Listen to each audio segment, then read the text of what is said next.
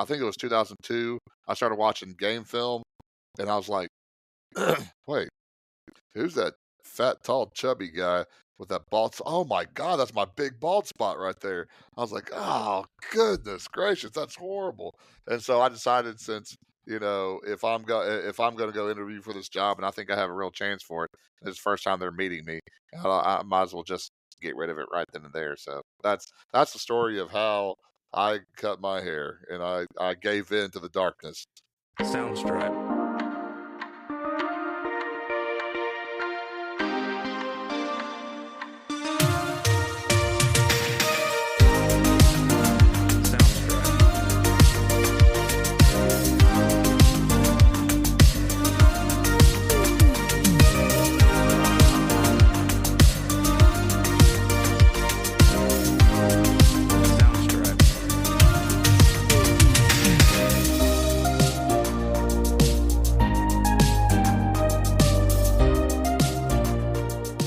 Welcome in to another episode of Blockbusters, a classic movie podcast where if you're like us and you miss the days of packed movie theaters and movie stores, and this is the podcast for you. I'm your host, Caleb Suggs. Joining me is one of my co-hosts, Ernie Ferguson. You have any brown sugar?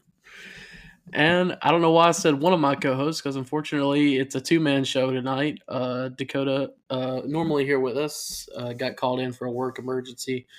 And so he's not able to join us. So we feel bad that he's not with us, but we understand he's got a tough job and somebody's got to do it. And I'm glad it ain't me. Yeah, name into that. But I'm pretty sure he'd rather be here. Oh, absolutely. I don't know what the work emergency is, but I can only imagine in the line of work that he does. So yeah, we'll be thinking about him. But hey, welcome back. It's been 2 weeks. We took last week off for the holidays, and I guess it was probably a good thing because I think my whole family got sick, and ended up you were out of town, Dakota was out of town, so I guess it just worked out. But I would have rather been doing a podcast than being sick. But it is what it is, I guess. Well, I mean, the good thing is now we're on our second year of doing the podcast. Oh, yeah, it's the second year. Well, I don't think it works like that. I think you have to. I think you have to do a full year first. Well, So give or take. Yeah.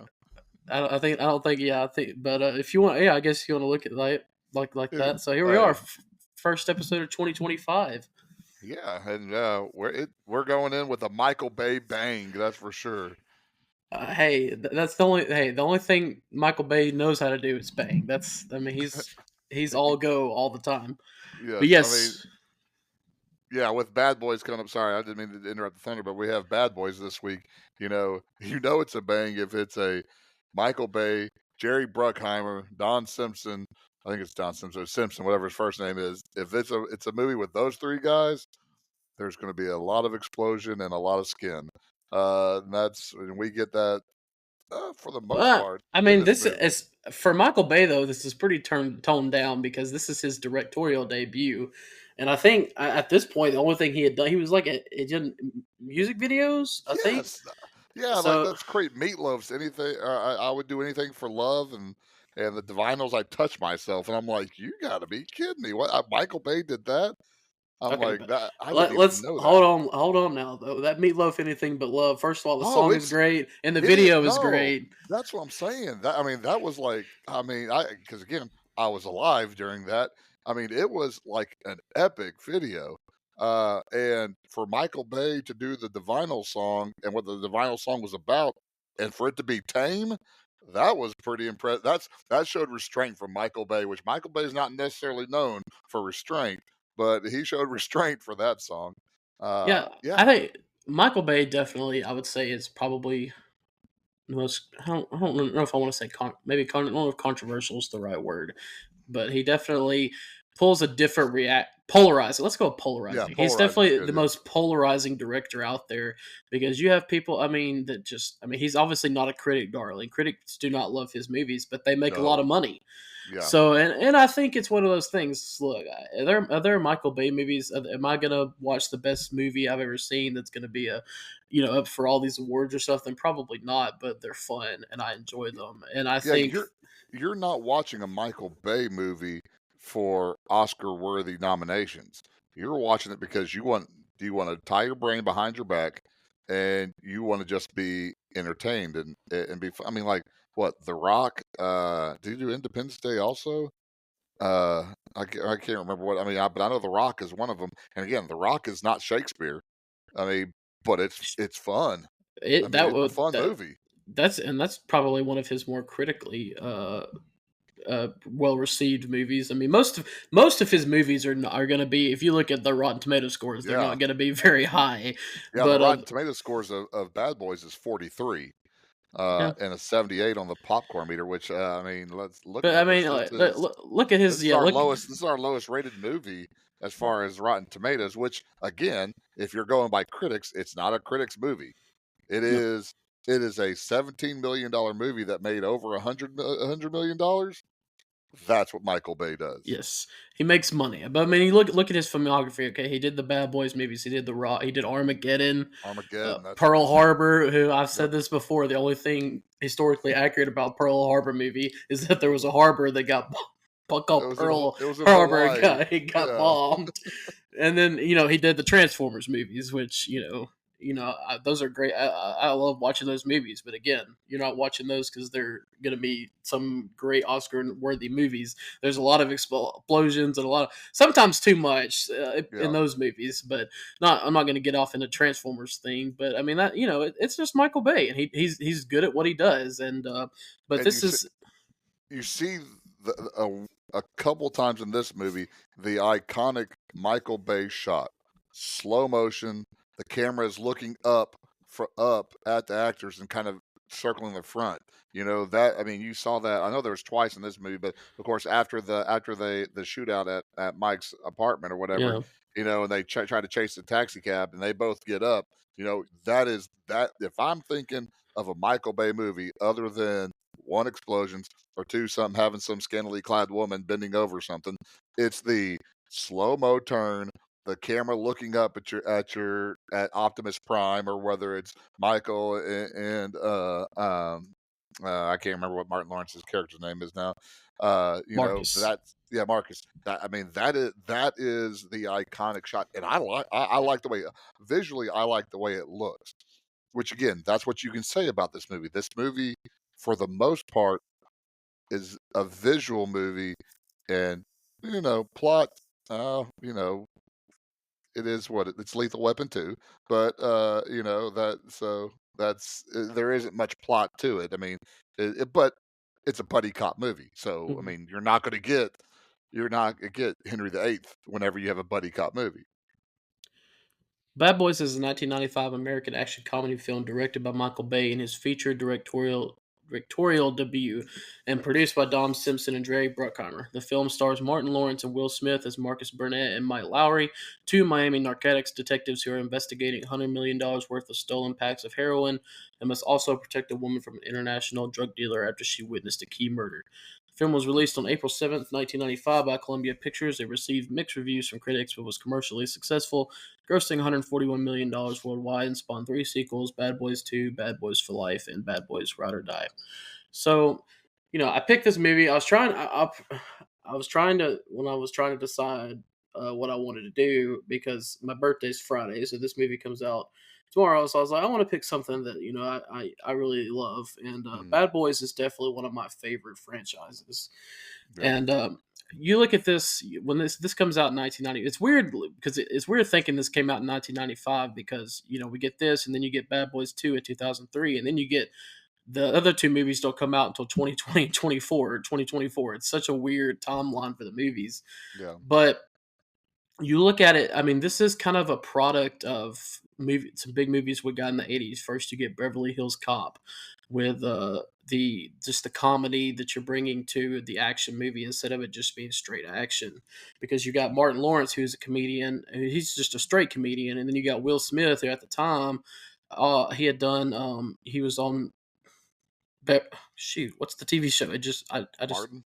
no, the TV Uh, show that Fresh Will Prince Smith, of Bel Air. Fresh Prince, Sorry, yes. I was on Martin Lawrence on Martin's short. I mean, No, again, no, Will Smith. yeah, My brain, it just left me. So he I did that, and understand. then he did the. Is it Coming to America or No, he no? did. It was What's it called? Made in America. Made in America, which it's also a comedy movie. So at the time, I mean, you pretty much got two. comedy guys that you're putting in an action movie. And then at the same, and then also not just Beverly Hills Cop that kind of inspired this, but you get Lethal Weapon. I mean, that really Mhm. inspired the whole buddy cop genre. Yeah, And you get so, 48. Yeah, you have 48 hours. You have that kind of led to Lethal Weapon, and but again, the iconic thing about this is that you have two black leads. But I would not necessarily call this a quote unquote black movie, because again, the cast is widespread, which I think is one of the major things for this movie is being set in Miami. mhm, I don't think you can do this movie. Originally, it was supposed to be set in New York. I don't think this movie flies mm-mm, in New York. I don't either. But Miami plays such a character, and I like the fact that this isn't Los Angeles. This isn't Chicago. This isn't New York. I like that it's a different city that you don't see very often. And Miami's pretty good, but Which is funny because Miami's such a, I mean, such a big city in the U.S. and so well known. But you're right; it's not very. I mean, God, so many movies just take place in New York and Los Angeles and Chicago, as you mentioned, Mike. So it's nice to get something different. And Will Smith and Martin Lawrence characters definitely belong in Miami. I mean, even from the fact the first time they show up for work and they're dressed in their narcotics uniforms. I mean, Will Smith has got that super nice suit on, and Martin Lawrence has got the vest. And the I mean, best.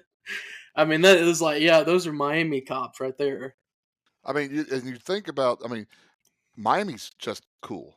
I don't want to go there, but the perception of it is cool because you think of Scarface as Miami. That's iconically cool. Miami Vice is cool. You have Bad Boys, and then also for me, the USA TV show Burn Notice, which I thought had a level of coolness too.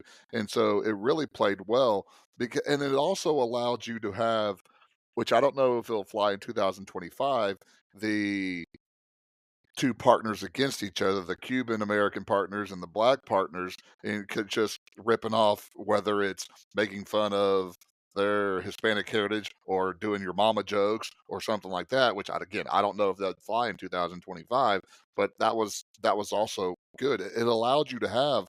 You're talking 1995. You have one, two, three, at least three black actors. You have two Latino actors, and so you just have no four black actors, four black actors. So you just have a true kind of dichotomy. But again, it's not like New Jack City, which or something like Boomerang, which would be quote unquote a black movie, you know. But it allows these two actors who are on TV shows, to get after it and really they made stars out of both of them. Because you look at Will Smith. Will Smith was not necessarily Fresh Prince of Bel Air and DJ Jazzy Jeff and the Fresh Prince. And the first couple of lines he's cussing in Bad Boys, that's something that I don't think you saw that people saw or that didn't see out of him. Now out of Ice T, Ice Cube, something like that. Yeah, you saw that. But out of Will Smith, that was something that set the tone. The first 4 minutes of the movie really set the tone. And the crazy thing about this is Martin Lawrence was the lead. He was first billed, and he, from what I gather, he had to work to get Will Smith on the movie, you know. But if you go back even further, when they first tried to do this movie, it was, and you may not know these names. If you're old Saturday Night Live guys, you might know the original two people for this movie was Dana Carvey and John Lovitz that was going to do this movie, and and I just can't think one. Those are those are two comedic actors that have no seriousness in them at all. And if you go back and look at Will Smith's IMDb, you'll see after Made in America, you will see a movie called 6 Degrees of Separation. I think is what it's called.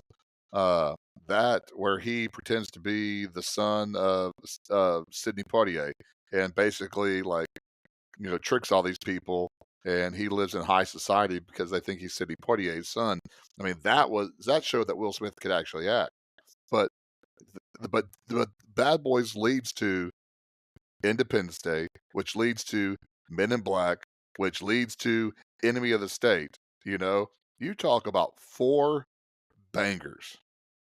Those are 4 bangers right there, movies that come out in a row, and Will Smith is arguably one of the most important actors of his time period right now, right at that time. Yeah, and I think we love to do a thing about on the show about who else could do these roles, but you look at I mean a buddy cop. I mean it's literally right there in the name. It's only going to be as good a movie as the chemistry between the two stars. I mean you look at the Danny Glover and Mel Gibson. I mean they Mhm. were kind of they started it, and all the way shoot you can go all the way to Deadpool and Wolverine that came out this year, which was basically a buddy cop superhero movie. I Yeah, mean, that movie made over $1 billion, and it's because of the chemistry that Ryan Reynolds and Hugh Jackman had together. So when you look at this, Will Smith and Martin Lawrence, the chemistry they have together, it's just from the moment they do the cold open with driving down the streets of Miami and he's eating the french fries. McDonald's. I mean, they're bickering the like an old married couple every single movie, all 4 movies they bicker like an old married couple the entire time, but it just works, and because the chemistry they have is great. And like you said, I mean, Martin Lawrence, he had to get Will Smith onto this.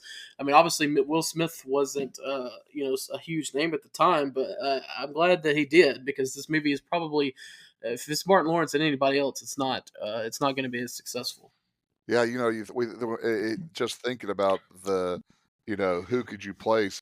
One of the names that I remember listening to somebody talk about if they would have been entertained to try to see if this was Eddie Murphy and Wesley Snipes doing it. I don't know if it would have been a darker movie because I think Eddie Murphy can play dark.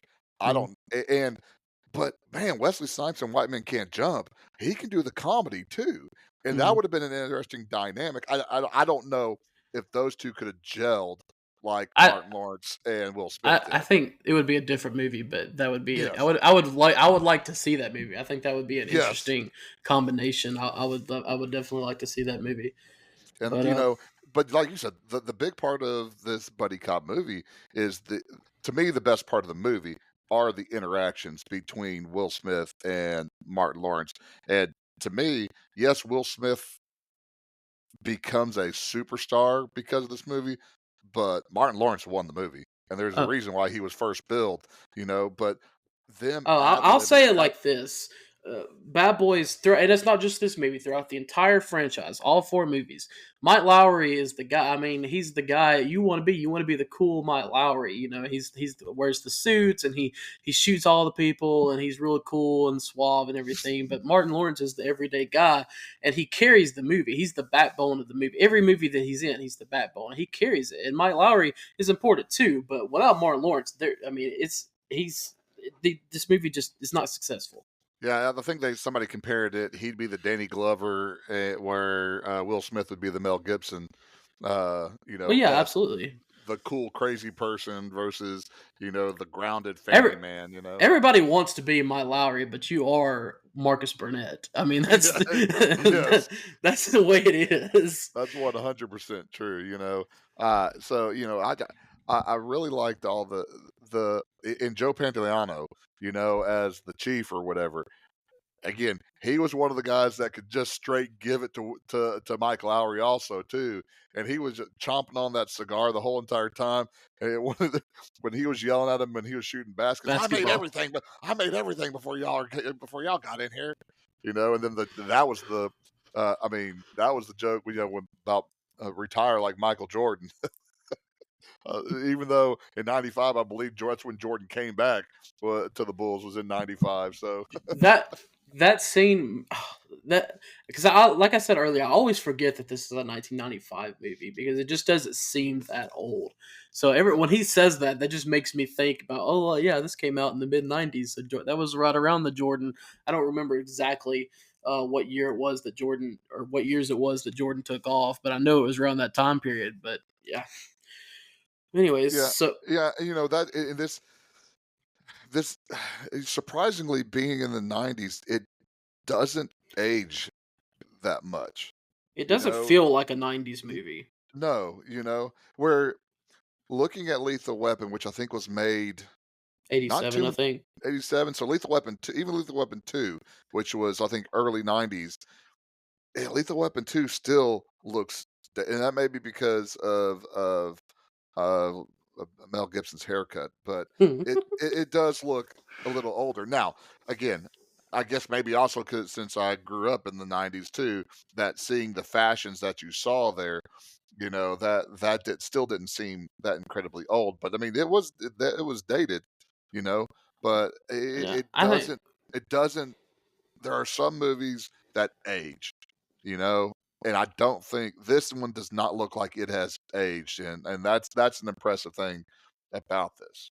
no, I think Bad Boys 2 came out in 2003. I would if you had told me if you had told me Bad Boys 2 came out, if we watched Bad Boys and Bad Boys 2, and I was like, yeah, Bad Boys 2 came out in 2003, I would have no problem with it. Oh, 2003, 8 years afterwards. yeah, What? I would think, oh, so Bad Boys came out like 2001 then, right? Like that, I would not Yeah. believe this was a movie that came out 8 years before the sequel. Huh. So yeah, that's what I said earlier. I mean, That's it has a very weird film. I mean, it goes from 95 to 2003 to then 2020, and then 2024. So yeah. it's so weird. I've never seen a franchise that has movies that come out like this. But lifelong friends Mike Lowry and Marcus Burnett are devoted Miami police narcotics detectives investigating $100 million of seized mafia heroin, the biggest career bust which was stolen from a secure police vault. Internal Affairs suspects that it was an inside job and threatens to shut down the entire department unless they recover the drugs within 72 hours. So before we get into the whole heist and everything like that, the movie starts out with a cold open, which we get in some of the other movies. But I mean, it's just a simple scene. But you talk about a scene that instantly paints a picture Yeah. of what you're going to get. I mean, you get the relationship between these two. Like I mentioned, they're kind of like old married couple. So they're partners, but they bicker and stuff like that. But then you also get you got the Mike Lowry. He's the rich kid. He's the Sorry. he drives the $105,000 car with no cup holders, and he's wearing the nice suits. And then you got Marcus. He's the family man. He's got to get his Big Mac because that's the only satisfaction he's getting. Poor But I man's been mean, sexually frustrated for the whole entire. the movie could have easily opened up with that heist, and then you go Yeah. into the characters, and it would have been a fine movie, and it would have been fine. I mean, there would have been nothing wrong. You probably wouldn't have thought much less of it. But the fact that they open up with this just more short little cold open adds just a little bit because instantly you know what you're getting in the characters. And it takes, well, I don't know. The scene was probably 5 minutes. It wasn't very long, No, it wasn't but very long. you instantly learn about Mike Lowry. You instantly learn about Marcus Burnett, and it helps you go. And you see one of the tropes that works in a lot in the movies for these two characters is they argue, use it as a distraction, and they kick the Popeyes eating guy in the cods, you know, and but they use that also in the convenience store too, where they're arguing, and the convenience store guys pulling the gun on them too, and they use that over and over again as they just start arguing, where the guy that has the jump on them starts to get distracted because they're sitting there just barking at each other and yelling at each other and arguing with each other, and that's like you said. I mean, we can all. If I had a Porsche, I'd be like Michael Ari also, Oh, but that's I'm such not. I'm like Marcus. A yeah. fry goes down there. I can't get my big old meaty hand in between there, and that fry is going to sit there and get crusted for about 5 years because I can't get it. Yeah, I don't blame Mike. If I had a car that nice, nobody would be eating in it either. So you would have to be one special person for me to be letting you eat in a car that nice. Which, because this was a tight budget, and we'll talk about I'll talk about this in the next scene, in the very next scene, the heist scene. But the Porsche was Michael Bay's Porsche. So because they again 17 millions, and he spent a bunch of that on that last scene with all the explosions and things like that. But so they needed a car, and so he used his own car. And I want to say that last scene with all the explosions, Michael Bay paid a lot of it because again they ran out of money. Because and one of the things that's been seen is that if you see a dark scene in this movie, it's because they wanted it dark to be able to hide the lack of production on there. To like again, the heist scene. If you look at the heist scene, it's like I mean, it's like trying to rob Kmart, you know. But it's so dark that you don't notice what it looks like and how not good it looks because they do a good job of making it dark. Because again, there was a limited budget for this movie. 17 million. I say limited budget, but that is. I mean, that for a movie with this much explosions, that is a limited budget, and so it comes out every now and then in some of the things. But it also, I think, this is why Bad Boys is probably one of Michael Bay's better movies, is because he had to be more cinematic. He had to work harder instead of just tossing more money out to blow things up. Because Michael Bay and Jerry Bruckheimer are going to blow things up. But here, there was some blowing up, but there were other stuff too. There was more to it. The relationship between Mike and Martin. I always want to call him Martin. Uh, the two main characters, is the selling point of the movie. Yeah, and I think you look at it. You mentioned earlier about just kind of turning your brain off. That's what, and just watching a fun movie. That's kind of what you do when you watch Michael Bay. I mean, you get in this scene. I mean, they do the heist, and then you get the cops come in, and then they kind of explain it like, hey, they stole these drugs. You have 72 hours to figure it out, or we're done. And like, there you go. There's your plot. It's very simple, sweet, to the point. They stole some drugs. We have 72 hours to find it, and then off we go. Yeah, and that's what I I like the bad guy. I like having him because it's easy to have mafia coke or mafia heroin be some Italian guy. I like that he's French. And if you've watched The Patriot, he was I can't remember what the Marquis or whatever in The Patriot. That was him too. So I like that he is French. But my goodness, another great movie trope: idiot goons. Just idiot goons. The old Italian guy who's huffing and puffing when they're chasing him. The other, yeah, yeah, yeah, yeah, yeah guy that got his face smashed in the urinal. You know, they were good goons that added, you know, some muscle, but some comedy into it that wasn't just Martin Lawrence and Will Smith. Well, Mike asks one of his informants and ex girlfriend, Maxine Max Logan, to look for people who are newly rich and therefore suspects. She gets herself and her best friend Julie Mott hired as escorts by Eddie Dominguez, a crooked former cop. The party is soon interrupted by Dominguez's French drug kingpin boss, Fouché, and his henchmen Casper, Ferguson, and Noah. To further cover his tracks because of the slip up, Fouché kills Dominguez and Max, while Julie manages to escape. The madam who hired Julie and Max is disposed of by Noah, who then knocks out Mike as he investigates Max's death. So again, it kind of skips over this. So before we get to this, we get to the whole thing where the chief tells Mike and Marcus to do what they do. So you get them go into these different like connections that they have, and it's pretty fun. I especially like it when they do go to see Max and they leave Marcus in the A that speed bag. the speed. Well, first the weight bench. Oh, the weight bench. Yeah. I've actually had that happen. So I like, Yes. I went. Anybody that's lifted weights, I think, has had that happen to him at I least went and once. worked out with a friend of mine. This was like we were out of high school, and he was coaching at the time. So we went to like the football facility, and of course, you like, Yeah, I you can do think this. I can do this, it was incline, so it wasn't straight bench. But like, I pull it up, and I do a few, and then I try to get it up for one more, and like it's not going. I'm like, hey, I need some help, and he like looks over at me, and he's like, you're gonna have to wait a second, because I gotta finish this. So I'm just sitting there with. I gotta finish my rep. as we both nearly die. Oh goodness, sorry about that. But yes, I've definitely, that's something. But yes, then we get the speed bag. He has to keep. You take your time. Yeah, that's fun. Which I also like. Before this a little bit, I just remember this part where we're introduced to Martin's, not Martin's. Golly, I will whatever I can. I always will screw his name up. Where we get to Marcus's family, Oh yeah, I and he's talking forgot. to his son about his ears. I mean, because Martin Lawrence has got big ears. I just thought that was just kind of funny, just talking about the ears and all this kind of stuff. That's I thought that was funny. And again, in the police offices, that's where we get the Cuban or Cuban American police officers. That they ask them if their cousins, stole it, and they said no, your mama snorted it all. And I mean, again, any your mama joke is always welcome. Then they start talking about cojones, and they said cojones. It's like you live in Miami. Said the Marcus says speak English.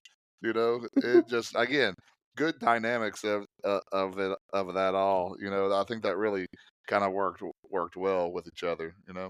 So we get to the party, and this is why I wished Dakota was here today. Well, I wish for a lot of reasons Dakota was here tonight, but I wanted to ask this question because he's more of a gun guy, but I don't understand the whole point of shooting her through the pillow or shooting him through the pillow. I don't get that because especially because did he shoot? I don't. No, he shot. No, that's the problem. Whichever They one shot They he shot Maxine through the pillow. through the I pillow, thought, and then he and shoots then Eddie Dominguez without the pillow. So I and was like, again, they're goons. Again, the boss is the one I think that shot through the pillow. The goons are ones that just pull the trigger and go. That's another thing for the gun enthusiast that I wish he was asked here because I know guns are loud, but all of these guns were super, super like every single one of them, even if it was some little, revolver, it sounded like a howitzer going off this entire movie. And I was wondering about that, I if just that's true. I don't know. There's some of these things. I mean, again, it's a Michael Bay movie, and movies in general, you just kind of suspend disbelief. But sometimes, especially the pillow thing, I'm like, what purpose does that serve? Like, I don't. That's Yeah, that's like somebody that's put like a soft drink bottle on the end of a gun and they shoot. Oh, that's a silencer too. I'm like, is it really? Yeah, I don't know. By the way, this is the first time Julie should have died. I'm sorry, she's jumping off that huge roof Yes, into a pool that, okay, we'll say is maybe 5 foot. Now, I'm not much on physics, but to me, jumping from that high off, she should have been dead. So, absolutely. you know, I can understand why they wanted to kill her. Why kill the madam? Yeah, I don't. I don't Because know. the madam just sent Maxine to go see this one dude. Well, the one dude's dead. Maxine's dead. What does it matter? I mean, they don't know that dude. I don't know. That didn't make sense. Even though, my goodness, bringing a sledgehammer to come and kill her. That was like, man, that is. Also, how much mooching off your friend are you doing that you're okay being hired as an escort? Well, Which I guess she was. I guess She wasn't. She she was was just tagging. She was going for the she was party. That tagging was. along. I didn't say getting tagged along. I said she's tagging along again. But I mean, she didn't. I mean, she was just going for a party Yeah, because Maxine never told her. Hey, you're an out of work photographer that's mooching off me. You're not even working at the boxing ring, but come with me to this party. You know, now that was the madam trying to get Julie, trying to turn her out is what she was trying to do. Because I mean, out of work person in Miami, why not try to? yeah, and then again, I guess like we're supposed to believe that Will Smith is like his character Mike is super disappointed by this, but all we know at this point is that this is some connection, some maybe fling that he's had. But then What's they the try. song? I'm in love with the hooker. No, that's the they stripper. they That's what it was.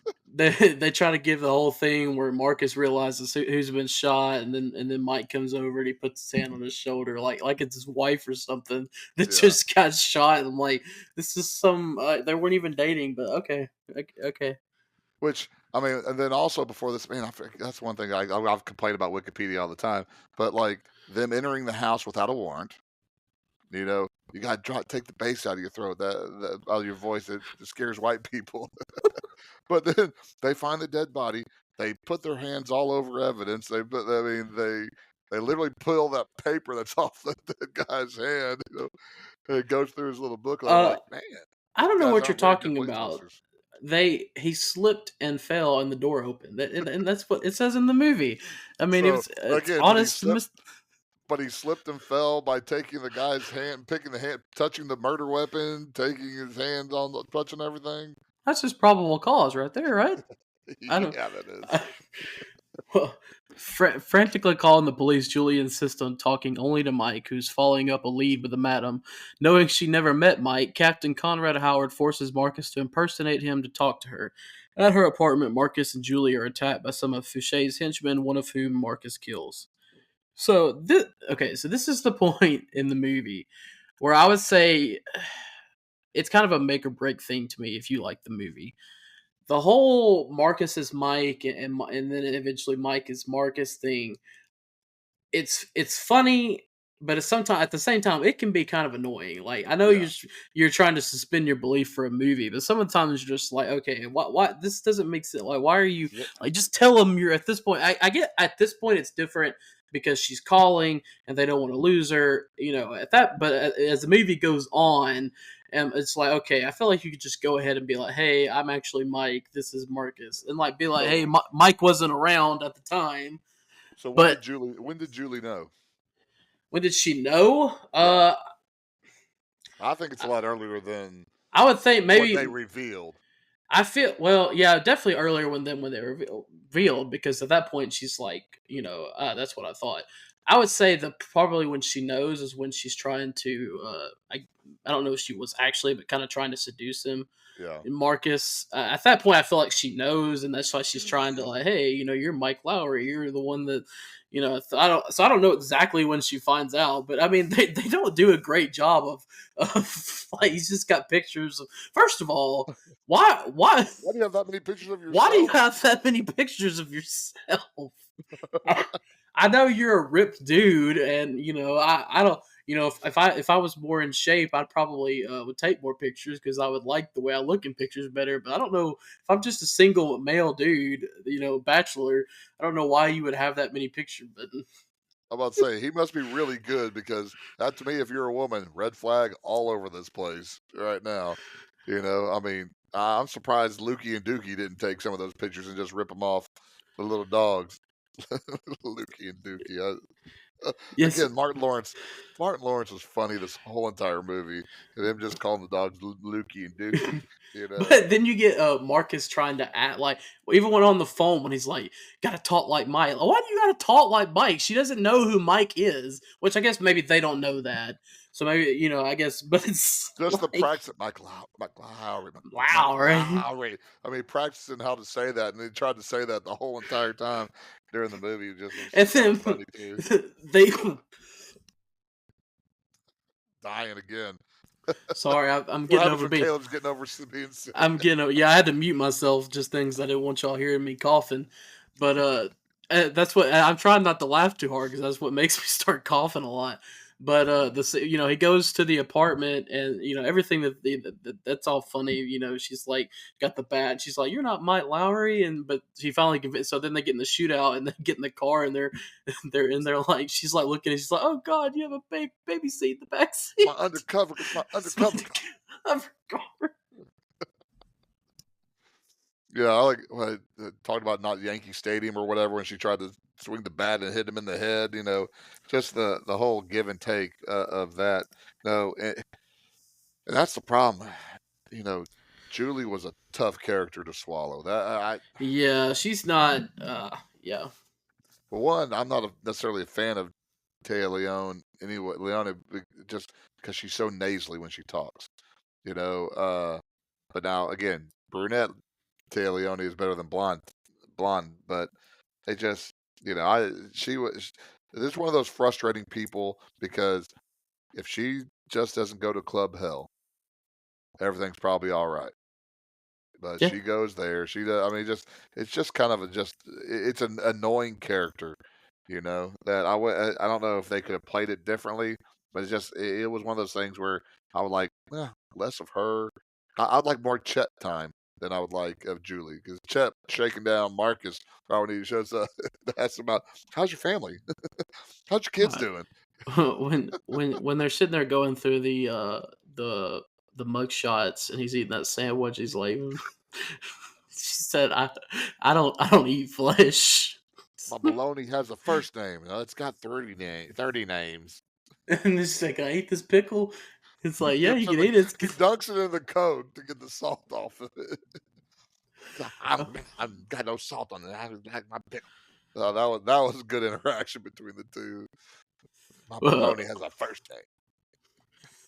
When they rendezvous with Mike, Marcus and Mike have to impersonate each other, with Mike living at the Burnett residence while Marcus stays with Julie at Mike's. They struggle to keep up the charade in Julie's presence, and she soon begins to suspect the truth. Okay, again, here's where we're stupid. Like, why do you have to lie to your wife? Like, why? I mean, I guess. Well, I guess maybe you don't. Obviously, you don't want her knowing. I guess maybe that you having to shack up with some woman. But like, I feel like if you're in a strong enough relationship and you're a policeman and she's a witness, and you kind of explain the situation, like you just lying to her is going to make things worse. I Well, don't. why? I mean, why not? Okay, the first night you've got her in the house, the apartment, or whatever. The first time Mike comes up there, all right, sorry, I had to lie to you, but Mike was knocked out by a sledgehammer, Oh and not, yeah, I mean, just go right there, yeah, that's my biggest thing. Like, and I guess this is part of the movie because we get all the funny interactions of Mike being Marcus and Marcus being Mike. So that's but yeah, I think in real life, as soon as I mean, it makes sense at first because they don't want to lose the witness and he goes to get her. But as soon as you have the witness and you have Mike there with you, but okay, here's what's really happened, and then yeah, this is actually Mike Lowry. I mean, that would make sense, and I feel like that would be definitely a police thing to do. I mean, you wouldn't want to sit there, but I definitely don't understand why you would have to lie to your wife and be like, "Oh, I've got to go to Cleveland, and for some yeah, reason, Uncle Mike is going to stay with you." exactly. But the interactions between them, the acting like a happy married couple, just going through just him taking whenever she calls, and him taking the notes for her, like what, and then she hangs up and says, "So what are you wearing tonight?" "Oh no, oh no," and picks up the phone, and then later on, just, I mean, that was just funny. Again, funny interactions that were probably a lot of them were ad lib. Like, It was so good. why don't you rent a movie? We'll have a movie night. Like you have 72 hours to break this case, and it's like, hey, we'll just have a movie night. And that's like, and so that's funny to see him play that role. Then it's funny again to see Marcus go in and then see then Mike coming into his apartment. "Oh, there's a stain on my rug." Said said I said, "If that was me, you're much better than me, Mike, because I would be pissed about it." And then Marcus just looking at him, just smiling and just shaking his head. And then he lets the masseuse that does massage him say, sends her back out, and he was mad about that too. Oh, what was her name? I can't even remember what her name was. Not Vanessa, or I can't remember what No, the it was some like fancy name. I can't remember what it was. Well, looking through mud shots, Julie identifies Noah as one of the henchmen. The partners go to Club Hell, one of Noah's known hangouts, and she follows unbeknownst to them. After being spotted, Marcus knocks Casper unconscious during a bathroom fight. Julie tries to kill Fouché, but Marcus stops her. In the ensuing car chase, Mike kills Noah. The three manage to get away, but are caught on camera by a news helicopter. The ensuing report is later seen by Marcus's family, who are told that he was temporarily reassigned to Cleveland. So again, as you mentioned, like the whole Julie going to Club Hill thing. I mean, it's just stupid. I mean, like, why would you do that? I mean, but like we do. like We again, I don't know much about guns either, but the small handgun that she had, that she was going to aim that far away from each other, I don't think she would have killed him anyways. She would oh have got the shit, shot out. but she had a great shot. That's what. Yeah, she had the shot. Why did they stop her? She had the shot. I'm like, do you see how far away that is? Yeah, I'm gonna go ahead and you're an out of work photographer. I'm gonna go on a limb here and say you're not crap. What gosh, Doc Holliday from Tombstone or no no, I some mean ace. you're not even a good shot with a camera, much less a handgun. So I mean, but the club does a good job of, again, showing the differences between Mike and Marcus. You need to focus. You need to focus. Telling Mike that. and then they separate. So he's just when Marcus is getting in the fight in the bathroom, and Mike's just sitting there, and the high heels just sitting in front, and he's swinging his head with that high heel, while Marcus, I will tell you this. I had a hard time catching my breath. Every time somebody gets a plastic bag put over their head, I'm thinking, how do you act that? I don't know how you act with a plastic bag over your head. It's always one of those things. What if? What if? Get that plastic bag off my head. But and Yeah, then they go but to the urinal secret. oh They said gosh. it was Gatorade and Coke. That's what that mixture was that they used for the urine. Was Uh, yellow Gatorade and Coke. it's But disgusting. Is I what don't it's even like. want to act like my face is getting near that. No, Again, that's why I couldn't be an actor. no. Other than I don't have any looks for it. The funny part though is definitely him getting his face rammed up against the aquarium, and you just it's like he sees Mike, and Mike's just, hey, I'm just chilling, Yep, I'm just chilling. and then he turns around and see, and then it's like, oh god. And then he gets on to Marcus. Like, what did he tell him? You're like, you said we need to focus or something. They got on each other. One because the ice cream truck that Mike that they wanted to take, and then Marcus went down the wrong road. And they just again in all the quote unquote frustration that Marcus has is just emptying out too. An ice cream truck that had all them barrels of ether. I mean, of all the cars that you're going to pick up to run out with. Oh, let's get the biggest, clunkiest looking thing and let's go. Let's drive away. It's Miami. You got to be kidding me. There's got to be some more Porsches or something like that. Even a Econoline van would have been better than that big old thing. uh, well, Mike and Marcus meet their old informant Jojo and learn about the location of the chemist who is cutting the stolen drugs. The three return to Mike's apartment where Marcus's wife Teresa confronts them and confirms Julie's suspicion that they have been impersonating each other. Fouché and his gang show up and kidnap Julie. Um, Oh, yes. Jojo, tell him, Jojo. I don't want. It's hard to clean brain matter out of stuff, Jojo. Oh Oh, gosh. But yes, so I mean, then getting to the point. This is where it gets pretty funny when you get to Teresa coming up, because just like seeing her come in and Marcus sees him, and he's like trying to come up with an explanation, and then the funniest part though is Will Smith coming in like, oh, baby, I know what this looks like. I got my shirt off, got white girl here, Mike's half naked. I just think we're having an orgy. oh, you gonna make it, Ernie? No, no, I'm Uh, dying too. or We're both getting over death, so uh, I don't think either one of us is gonna make it. because again, Martin Lawrence, golly, he was so funny, I mean, the whole entire movie, he just cracked me up. It made up for Téa Leone's acting. It was great, and that's. I wish the wife wasn't so. She's deadpan the whole entire movie. I'm like, at least get a little bit of emotion. I wish that could have get more out of her, but you know, that sets up to me my favorite scene. One of my favorite scenes, other than the cold opening, is that shooting scene and that chase scene. Again, because like I said earlier, it gives you that iconic Michael Bay look whenever Mike saves Marcus from getting run over by the taxi, and that slow stand up and twirl of the camera. Yeah, and then you get. I mean, and you can say whatever you want about Michael Bay. Yeah, maybe he has his tropes, but the whole, the slow motion running and just the music playing in the background, the theme song, which is a great theme song. We Yeah, didn't it even we is. did we didn't even talk about that, at the beginning like we normally do when we talk about music of the movie music of the movies. But it's play. I mean, it's a great scene. And it's funny, we normally it's the women that are scantily clad that you get like slow motion or something. That's a Michael Bay theme, and we got Will Smith in this ridiculous shirt that's half hanging off as he's chasing, through the streets. But hey, That that that was a compromise because Michael Bay wanted him to have no shirt, but Will Smith wanted to have the shirt on. But it sounded like that Michael Bay just kind of guilted him into having the shirt unbuttoned. But like like I heard some of the stuff I was reading, that's probably one of the things that led him to being a major superstar. I'm sure it Was that, is. Look, because I mean, because you can that say was, whatever you want about Michael Bay, but Michael Bay knows star power, and Bay knows how to make money. yeah, And so it is what it is.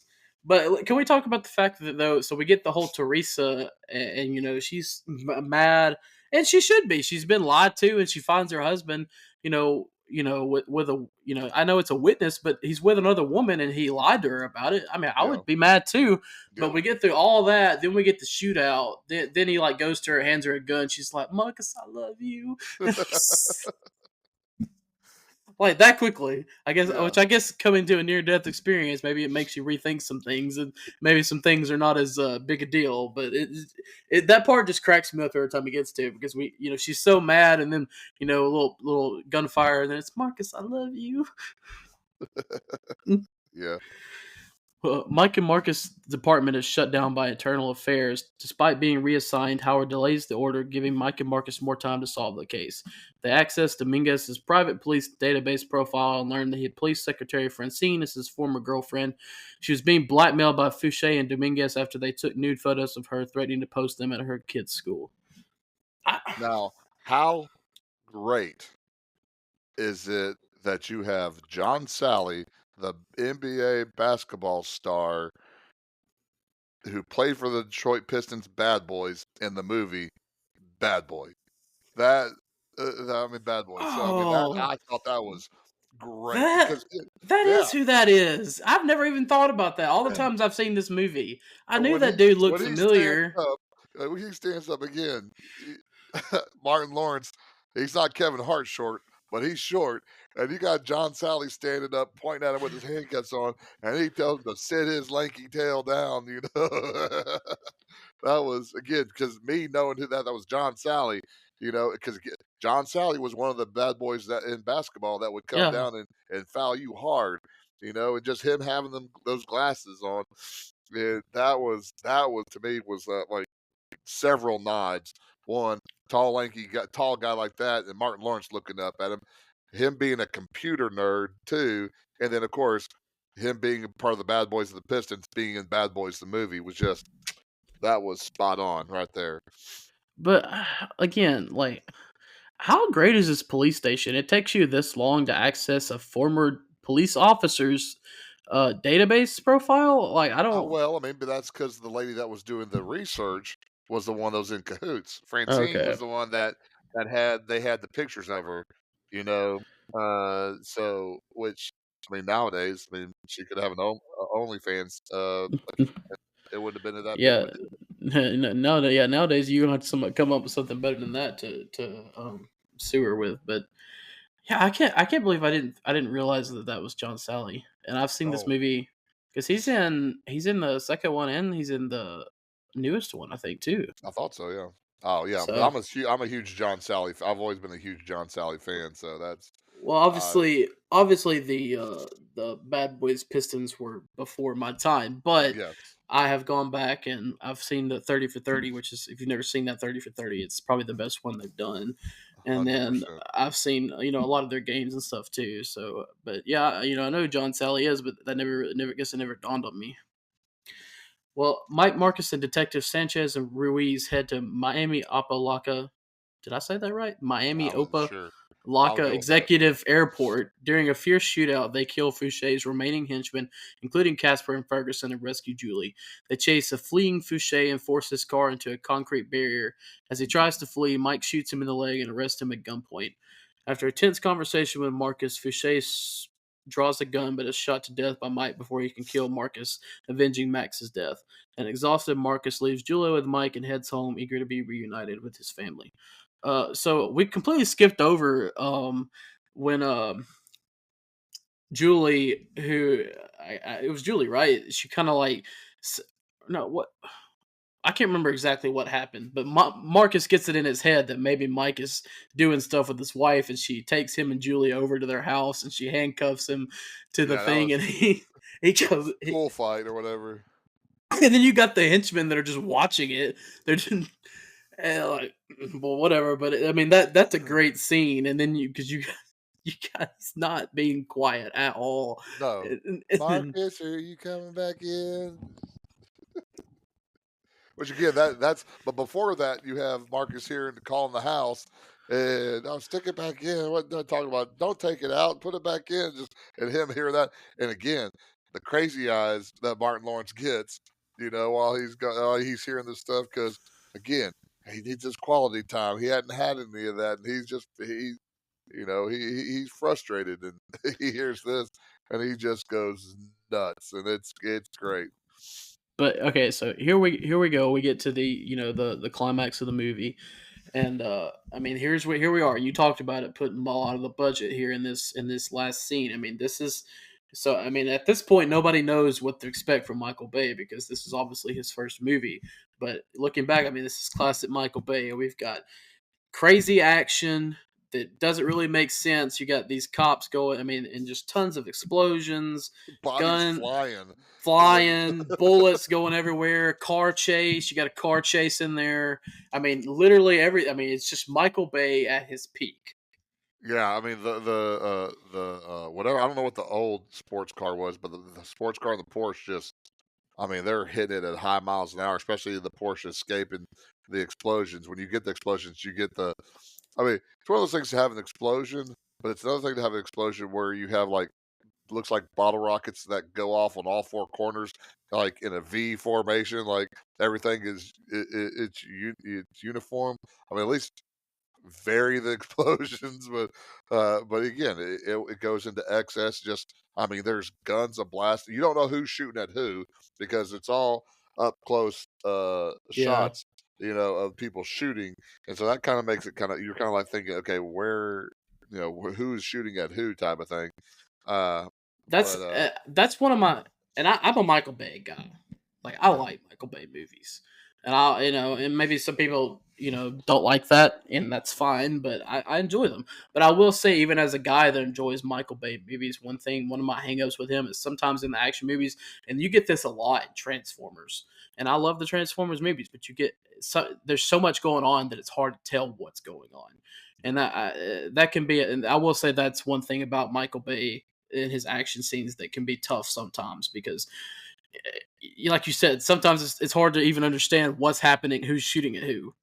yeah, which but he does. I mean, just the explosions, though, it shows again. This shows you what you're going to see from him in the future, and uh, so he's an interesting character to say the least. Uh, I can't wait till we get, and we will definitely get to it probably within the next year because I love the movie. But I can't wait till we get to a certain Michael Bay movie about an asteroid having to be destroyed by some miners or drillers, oil drillers. It would just talk about if we want to talk about some crazy stuff that doesn't make a lot of sense. That no, movie, I will say that has one of my most favorite sing along songs in it, where the cast is singing together. And oh it's not we're not talking about the musical. I mean, yeah, that doesn't count.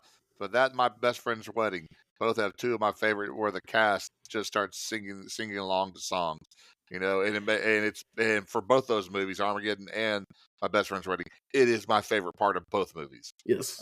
So I Yeah, mean, for those who don't know what I'm talking about, I'm obviously referring to Armageddon, which is a movie I thought about doing on past episodes, but I'm sure we'll get to it at some point. But if I guess if everything, all the Michael Bay tropes comes together in that one movie, so that would be fun. But yeah, so I guess that brings us to the end here of this one, right? yeah, that's just looking at this overall again for a $17 million movie makes that much money, and to show you that how much money it made, Bad Boys 2 budget was 130 million. So but they were like, okay, we got you. Well, you made a whole bunch of money there. We're gonna give you some more money to keep on doing this type of stuff, So it's to me this really put both Martin Lawrence, Will Smith, and Michael Bay into rarefied air. And really, Martin Lawrence was the only one because of probably personal demons, that kept him from cashing it in. Because Will Smith did. Well, I mean, Will Smith most definitely did cash in on this. And like I said earlier, became one of the hottest stars of our generation, with And what he does. and it also spawned a franchise. And Yes. even though, like I said, the years that the movies come out are very weird. It's one of my favorite franchises, and it had a movie come out just this year, and I went to the theaters and seen it, and I loved it. I mean, I think this franchise, it gets better with each movie. And I'm not, even though I'm a Michael Bay guy, I'm not gonna lie. It probably does says something that the two later ones are probably the better ones, and they were not directed by Michael Bay. But it is what it is. But still, I mean, it's just a great franchise with two great characters. And all right, I guess we're ready to move on to rankings. Yeah, and I tell you what, any movie that's got Joe Pantoliano in it, uh, I'm all for. Because The Matrix, Yes, Goonies, I'm yeah. off, especially when you're, hey, bad toupee Joe Pantoliano type of thing. Yes. Let's go. I'm The go for whole that. the whole bat the whole I know we talked about it, but the whole scene of him shooting basketball and him just absolutely, I mean, he's not even, maybe he's just missing so badly. It's like, hey, When we talk about this movie, also, you have Mark Hagenberg, now I just butchered it. words, Yes, her words. name, Marg Helgenberger. You know, who was a star on her own too. And it was wasted in the whole internal affair. I'm sorry, you're going to shut down a whole narcotics division down in Miami? I don't think so, Jan. You might get rid of some people, but you're not going to shut down the whole entire narcotics division. Again, Yeah, they I don't. say in the city of Miami. That's like, oh no, we're not going to have any gang task force in Los Angeles. Okay, sure, that makes sense. That's maybe you're the inside source. Don't trust gingers. Oh gosh, don't Coming make me from a guy, laugh. coming from a guy who's probably was a ginger early in his life. Were you? Oh, when I was born, I had orange hair. When older, I got it turned more strawberry blonde. But yeah, I would have never guessed that. if you don't know who Howdy Doody is, go look up the Howdy Doody character. I don't know that I've ever seen even a picture of you with hair. Like I don't. Oh no, because it's been literally 20 something years since I've had hair. When I moved from Texas to Alabama, and I interviewed for the coaching job out here. I cut my hair. I cut my hair before the interview because you know I well again, this is our podcast, so we can talk whatever we want to. When I found out my daughter was born, my daughter was born in 2001. I think it was 2002. I started watching game film, and I was like, wait, who's that fat, tall, chubby guy with that bald? Oh my god, that's my big bald spot right there. I was like, oh goodness gracious, that's horrible. And so I decided, since if I'm going to go interview for this job, and I think I have a real chance for it, it's the first time they're meeting me, I might as well just get rid of it right then and there. So that's the story of how I cut my hair, and I gave in to the darkness of the perfect bald head. Oh, we should have charged extra for that story. Hey, that's bonus right there. That's bonus material, baby.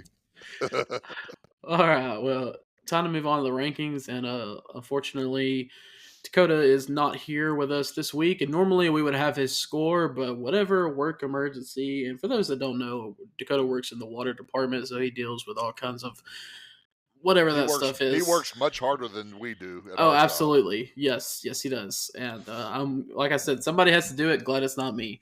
But Yeah. whatever work emergency it was, it must be a doozy because he has not even texted. Normally, I can text him and say, "Hey, what was your score?" And he has not even texted me back.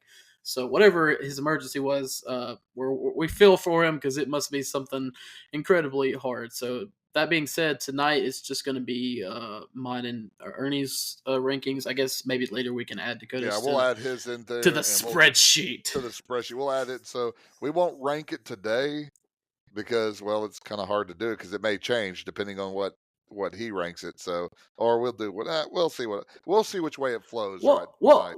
We'll average mine and your score, but then that'll be like it'll be what's the word, fluid. It's a fluid score. Ooh, There you it's like the Constitution. It's a living document. There we go. go.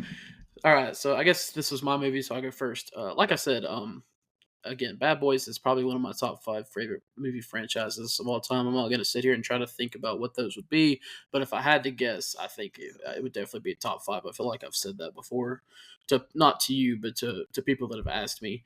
And I just, I look back, like I said, Michael Bay movies, they're not Oscar, they're not these great movies that are just going to be like, oh my goodness, that was just blew me away. It was such great acting and great. I mean, that's not what Michael Bay movies are, but they're just fun. And this movie, Bad Boys in particular, it's funny. It has great action, and there's just a lot to enjoy. Especially, it's a movie that I can say, my wife is not a big movie person, but she can sit and watch it and she can have fun. Also, that's partly because she thinks Will Smith is attractive, so there's that. But Fair. um, but and so I look back on it. It's a movie. It's tough to score because Hmm.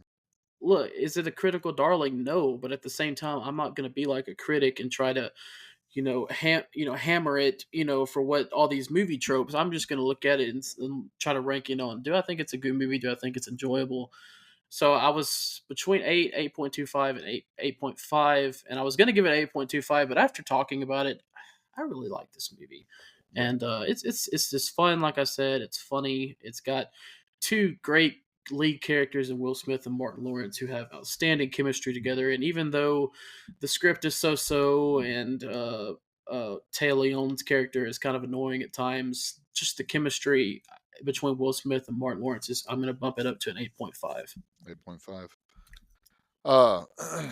The one thing I started to think about is how often would I watch this movie again? I I enjoyed watching it because I hadn't seen it all in a long time, but after the opening scene, I don't know how much I am clamoring to watch it again. I That's enjoy it. fair. No, I don't. I enjoy this. I enjoyed it a lot. I enjoyed why I watched it. But I'm like the plot does kind of it kind of wears on me. There's too much plot between Will Smith and Martin Lawrence interactions. But there's so much more. But it is an enjoyable movie. But I don't know how often. It's not one that's on TV that I'll sit down and watch it. Like uh, when I think of A Few Good Men, A Few Good Men, I'm watching that wherever it is. I'm gonna watch it. But again, I still enjoyed it, so I'm gonna give it an 8. Yeah, I think 8.5 is probably too high of a score, but again, like I said, it's one of my favorite film Yeah, franchises, and I'm probably going to boost that. But I will say, and I've said this before, I think the Bad Boys franchise is one where it gets better with each movie. you can truly see. My goodness, and hopefully it's not a lie, but Martin Lawrence and Will Smith look like they enjoy working together. Yes. And again, chemistry it means a lot. Like again, Danny Glover and Mel Gibson, they look like they enjoyed working together. And and you see, and I think you hit it perfectly with the latest Deadpool movie, Deadpool and Wolverine with Hugh Jackman and Ryan Reynolds. They they enjoy working with. They enjoy their friends. They enjoy working with each other, and you can see it. It's like uh um also George Clooney and Brad Pitt, Yeah, I watching those mean, 2 work together, they it's enjoy a it. it's a buddy cop movie. It's literally there in in whatever buddy cop. I mean, if you're gonna, it's about two guys that have chemistry that work together. If they don't have chemistry, it's not gonna work. It Yeah, doesn't matter how great you could put two of the best actors that you could ever find. If they don't have chemistry, it's not going to make a good movie. Not if it's a buddy cop movie. yeah. And so, yeah, you look at all the great Lethal Weapon, Danny Glover, and Mel Gibson. My Mel Gibson. brain I, tonight is just. But hey, and I'm with then you. these two. I mean, go to TV. Go to Crockett and Crockett I and can't Tubbs. Yeah. Tubbs. I mean, just any type of that pairing. Buddy cops don't always have to be cops, but it's just because, like I said, Deadpool and John Wolverine. C. Riley and Will Ferrell. Yes, Oh well, my and see, goodness.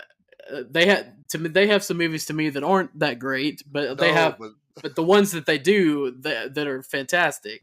they And then have again, they have bits that are good. There's some of their movies like the Watson and Holmes or whatever is not good, but see, again, they have bits that are good in yeah, their movies. I agree with that. I went and saw. I remember being so excited for the Watson and Holmes movie, and that movie was a disappointment to me. Yeah, But yeah, they have, but again, that's a great, if you're gonna have that type of movie where you have two leads coming together, they have to have chemistry, and yeah. and Martin Lawrence and Will Smith definitely have that. So, all right, so just mine and Ernie's score with an 8.5 and 8. I don't have to use a calculator for that. That averages out to at 8.25. Hopefully, we will be able to add. I did use a calculator. I did too. I just wanted to add like I didn't. but hopefully we'll be able to add Dakota's score later to the spreadsheet so we can have his score as well. And since he has not texted me back, we do not know what our next movie will be because his pick was next. So I guess that means next week will be a surprise episode. It will be a surprise episode. That'll be entertaining. Now I have to think about it since, you know, my birthday is the 15th and we're coming out the 16th. So then I'll have to think about what I want to do for my belated birthday on my next one. So January 15th. heck yeah, Uh, January.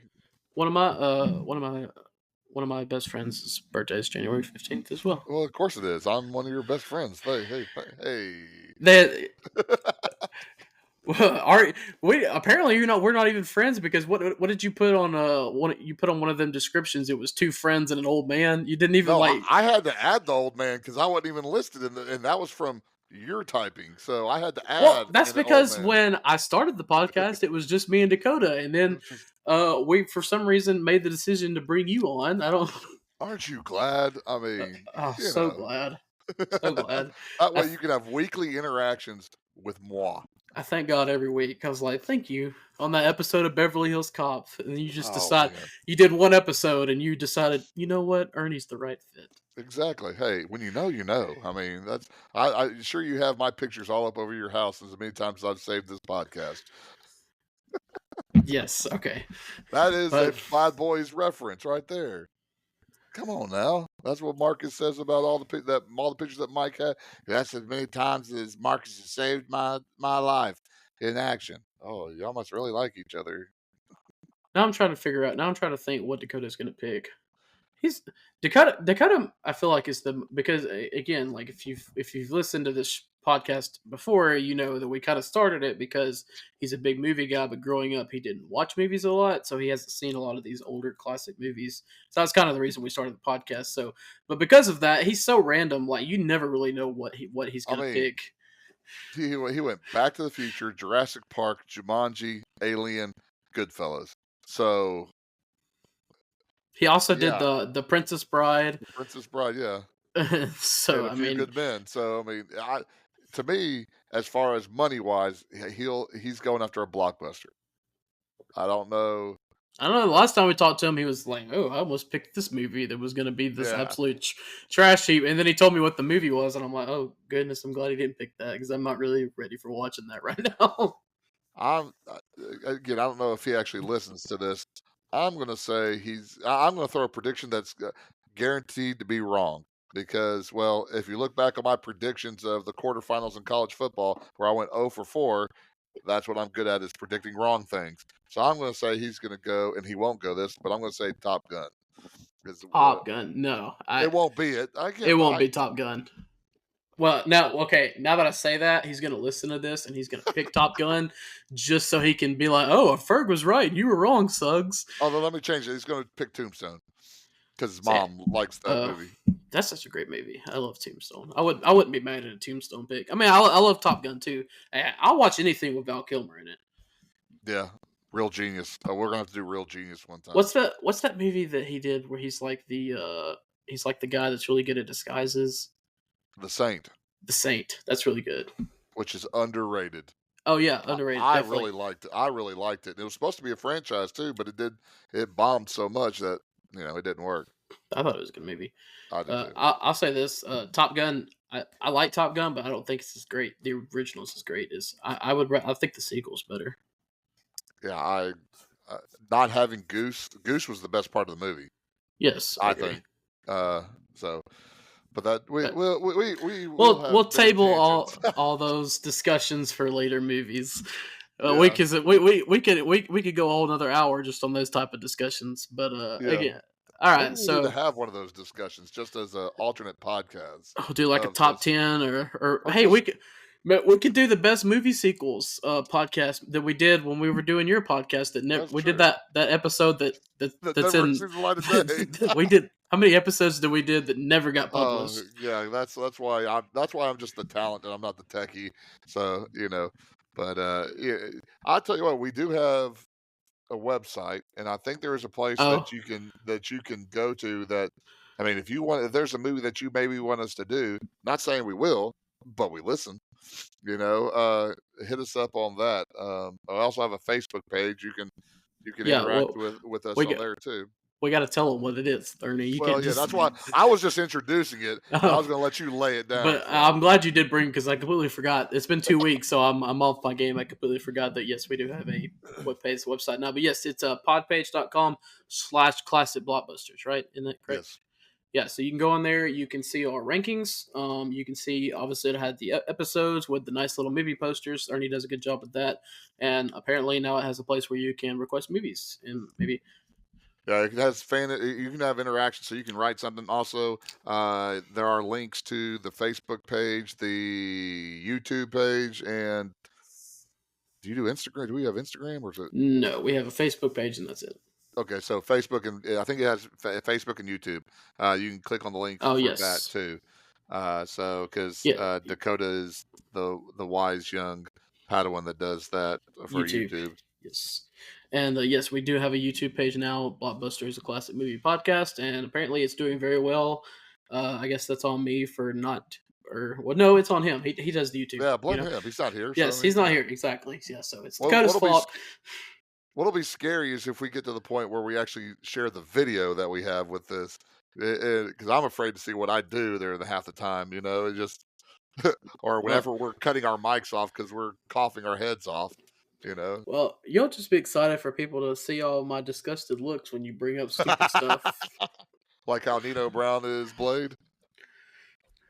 You set me up for that. I wasn't even going to say anything about it, but well, how can we start in 2025 without Nino Brown and Blade being brought up? And I even brought up Wesley Snipes too. You know what the funniest part about this is? My dad actually asked me the other day. He's like, "How is Ferg gonna bring up Nino Brown as Blade on the next podcast?" And here I did. I did it for you. You did it for me because I could have easily, especially since they talk about Wesley Snipes in the movie, and Passenger 57, in that cold opening. You know, I almost did Blade for. Oh, I know. You know what's going to happen. Oh, that yeah, because I told you that, and then you said something about Nino Brown bringing Blade, and then I took Blade off the list. But I I wanted. will I will do a deep dive research and bring that harder than I will bring Christmas and Die Hard. I'm so torn. I want to do a superhero movie, but obviously superhero movies are more of a modern theme because there is pretty much nothing pre 2000. I mean, you got Blade and the Batman movies. We did Batman, and then you got the Superman movies, which I don't really like that much. Well, Superman 2 is okay, but I mean, superhero movies are definitely more of a. It took them a while to figure out how to do Yeah. them, so that's kind of the unfortunate thing. Because I love superhero movies so much, but there's really not a lot pre 2000 to do. But No, I mean, they're really it. I mean, you have Superman, like you said, but for the Batman movies and then the Superman, which I don't really care for, and then you've got Blade, and then I'm sure there's probably, I mean, you can do some if you want to do something stupid like Howard the Duck or something. You can do. I mean, that's not superhero, but comic book, and that's comic book. but I all mean, right, so Bad all right. Boys 8.25 as of right now. We'll see what it is when we add Dakota score later.